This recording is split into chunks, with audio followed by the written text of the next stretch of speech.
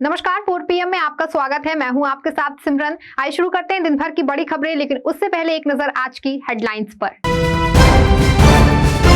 कमलनाथ ने किया मुख्यमंत्री शिवराज के गलत बयान पर पलटवार। राजस्थान में सीट बंटवारे को लेकर भाजपा में फिर मची आपसी रार। मराठा आरक्षण को लेकर मनोज जारंगी ने दी शिंदे सरकार को चेतावनी। एक सीट को लेकर आपस में भिड़ रहे चाचा पारस और भतीजे चिराग पासवान। भारत राष्ट्र समिति पर भड़के कांग्रेस नेता राहुल गांधी। संजय राउत ने पाकिस्तानी टीम का गर्मजोशी से स्वागत करने पर भाजपा को घेरा। विधानसभा चुनाव के इस माहौल में मध्य प्रदेश में बयानबाजी भी तेज हो गई है। अब बाप के नाम पर जुबानी जंग छिड़ गई है। ऐसे में शिवराज सिंह चौहान के बयान पर पलटवार करते हुए क्या कुछ कहा कांग्रेस नेता कमलनाथ ने, आइए जानते हैं इस रिपोर्ट में। मध्य प्रदेश की राजनीति में अब बयानबाजी जोरों पर है। इसी क्रम में बाप के नाम पर जुबानी जंग शुरू हो गई है। पहले सीएम शिवराज सिंह चौहान ने कांग्रेस नेता प्रियंका गांधी के भाषण पर तंज कसते हुए कहा था कि ना लेना ना देना, कुछ भी बोलो, अपने बाप का क्या जाता है। इसी पर पलटवार करते हुए पीसीसी चीफ कमलनाथ ने कहा कि प्रियंका गांधी के शहीद पिता के बारे में ये भाषा अमर्यादित है। दरअसल सीएम चौहान ने शुक्रवार को कहा कि जिस गांधी परिवार ने पूरे देश को ठगा, उसे कमलनाथ ठग रहे हैं। सीएम शिवराज ने आरोप लगाया है कि मंडला में प्रियंका गांधी ने बिना ही पढ़ो और पढ़ाओ की घोषणा कर दी। कांग्रेस पूरी तरह से कंफ्यूज है, जिसके जवाब में कमलनाथ ने कहा कि सीएम शिवराज अपनी ही सरकार और पार्टी में हाशिए पर डाल दिए जाने के बाद से आप अत्यंत असंतुलित भाषा का प्रयोग कर रहे हैं।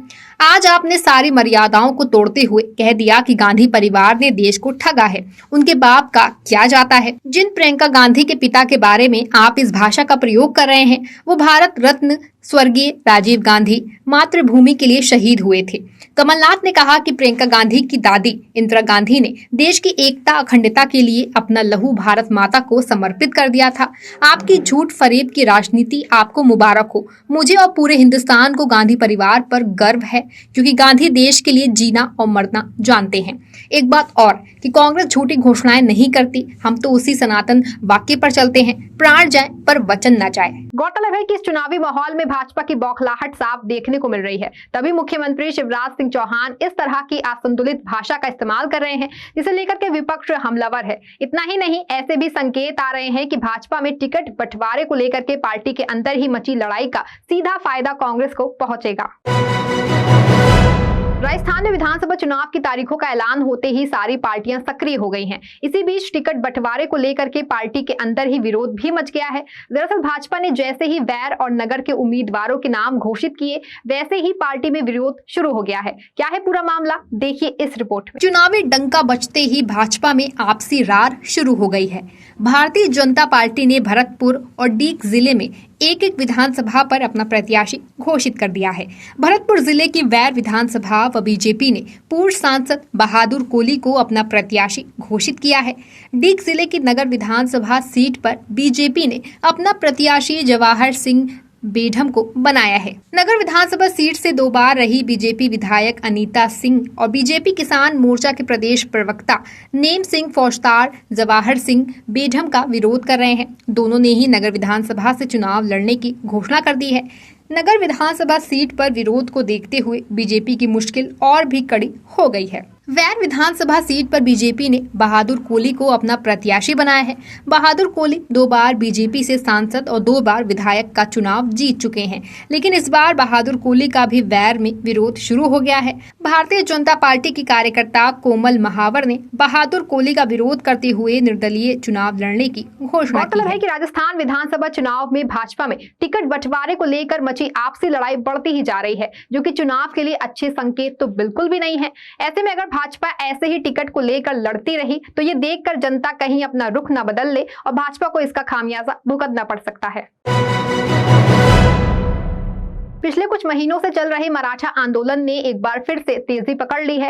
इस संदर्भ में मराठा आरक्षण की मांग को लेकर कई दिनों तक अनशन करने वाले एक्टिविस्ट मनोज जारंगी ने शिंदे सरकार को खुली चेतावनी दे डाली है। क्या है पूरा मामला, आइए जानते हैं इस रिपोर्ट में। महाराष्ट्र में मराठा समुदाय को आरक्षण देने का मुद्दा केंद्र में आने वाले एक्टिविस्ट मनोज जारंगी ने अब खुले शब्दों में धमकी दी है कि अगर 24 अक्टूबर तक सरकार नौकरियों और शिक्षा में कोटा देने में विफल रहती है तो वो अपना विरोध प्रदर्शन और तेज कर देंगे।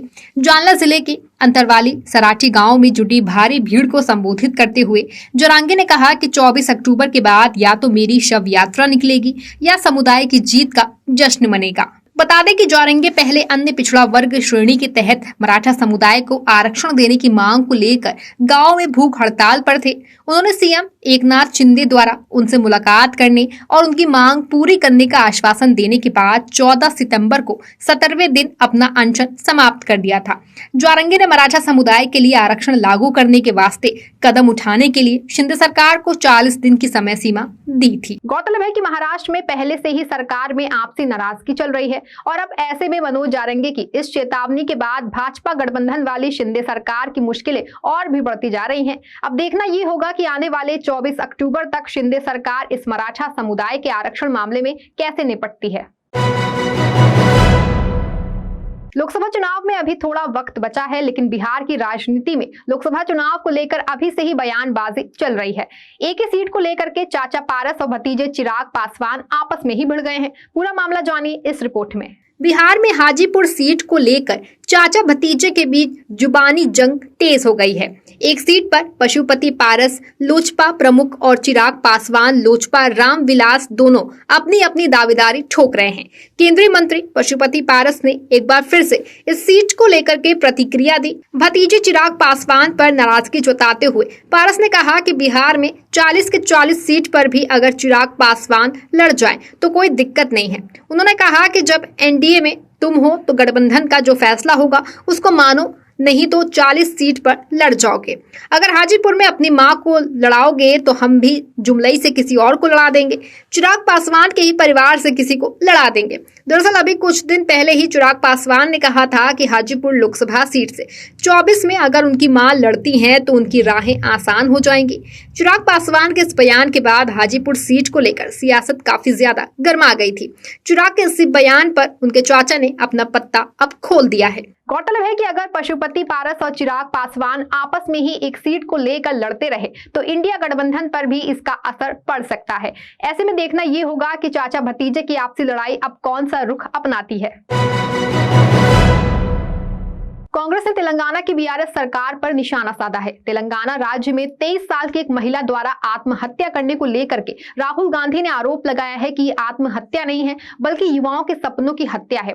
और क्या कुछ कहा राहुल गांधी ने, आइए जानते हैं इस रिपोर्ट में। कांग्रेस नेता राहुल गांधी ने सोशल मीडिया पर एक पोस्ट में कहा कि तेलंगाना में कांग्रेस सरकार एक जॉब कैलेंडर जारी करेगी और संघ लोक सेवा आयोग की तर्ज पर तेलंगाना राज्य प्रशासनिक सेवा आयोग का फिर से गठन किया जाएगा और एक साल में सरकारी पदों पर 2 लाख भर्तियां की जाएंगी, ये गारंटी है।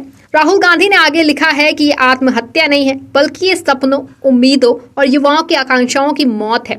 इस मामले पर कांग्रेस अध्यक्ष मल्लिकार्जुन खड़गे ने भी दुखद और नाराजगी जाहिर की है। सोशल मीडिया पर एक पोस्ट में खड़गे ने लिखा कि तेलंगाना में हजारों युवा अभ्यर्थी नाराज हैं क्योंकि बीआरएस सरकार परीक्षाओं का आयोजन कराने में उदासीनता बरत रही है। आपको बता दें कि हैदराबाद के अशोकनगर में रह करके प्रतियोगी परीक्षा की तैयारी कर रही थी। एक 23 वर्षीय महिला ने अपने हॉस्टल में कथित तौर पर आत्महत्या कर ली। इसे लेकर के तेलंगाना में सरकारी नौकरी की तैयारी कर रहे अभ्यर्थियों ने राज्य सरकार के खिलाफ विरोध प्रदर्शन किया। गौरतलब है कि तेलंगाना में महिला द्वारा आत्महत्या के बाद से ही सियासत गर्म है और इस मामले को लेकर के बीआरएस सरकार पर लगातार सवाल उठ रहे हैं और सवाल उठने बनते भी हैं क्योंकि बीआरएस सरकार भर्ती परीक्षा में लगातार लापरवाही दिखा रही है, जिसका खामियाजा वहां के अभ्यर्थियों को भुगतना पड़ रहा है। देश में विश्व कप में आज भारत पाक का मैच हुआ। खेल के मैदान में दोनों टीमें एक दूसरे को पटखनी देने के लिए भिड़ी। वहीं देश के सियासी मैदान पर नेताओं का वार पलटवार भी शुरू हो गया। शिवसेना उद्धव गुट के नेता संजय राउत ने पाकिस्तान टीम के स्वागत की वीडियो जो है वो शेयर कर दी, जिसको लेकर के भाजपा ने उन्हें घेरा। आइए जानते हैं क्या है पूरा मामला इस रिपोर्ट में। संजय राउत ने भाजपा पर सवाल उठाते हुए कहा कि ऐसा सिर्फ गुजरात में ही हो सकता है।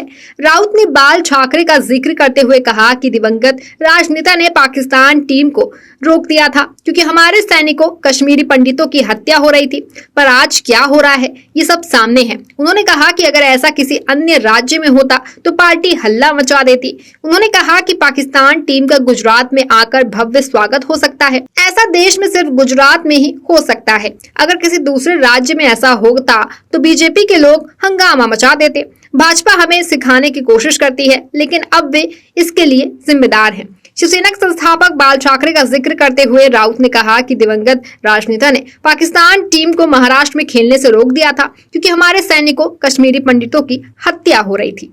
जाहिर है कि पाकिस्तान टीम के स्वागत का वीडियो बहुत तेजी से वायरल हो रहा है। इस वीडियो पर सिर्फ शिवसेना या संजय राउत ही नहीं बल्कि अन्य विपक्षी दलों ने भी भाजपा सरकार पर निशाना साधा है, फिर वो चाहे देश का प्रमुख विपक्षी दल कांग्रेस हो या फिर कोई अन्य विपक्षी दल। फिलहाल देखना ये होगा कि अब इस मामले पर कब तक सियासत जारी रहेगी। इस बुलेटिन में आपके लिए बस इतना ही। ऐसी बड़ी तमाम खबरों से जुड़े रहने के लिए देखते रहें 4 PM। धन्यवाद।